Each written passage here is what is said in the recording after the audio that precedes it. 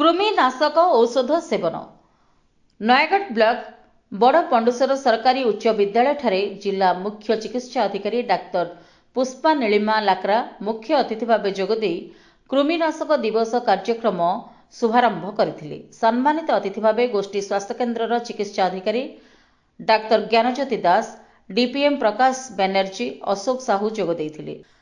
मृत्तिका माध्यम संक्रमित होई मनुष्य शरीर में प्रवेश करी शारीरिक और ज्ञानगत विकास रे क्षति साधन करुछि बोली संप्रसारण अधिकारी सुरेंद्र प्रधान मत व्यक्त करथिले।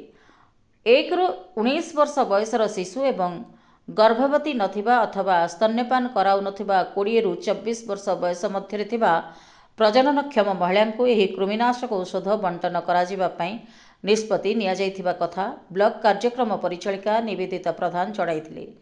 प्रकाश थाउकी एही कृमिनाशक औषध आल्बेंडाजोल सेवन करिवा द्वारा पिलामानंकर निरापद जीवन यापन सहित शिक्षा, रोजगार एवं दीर्घकालीन सुस्थतार सूचकांक फलाफल गुड़िकरे उल्लेखनीय उन्नति आसी थाए।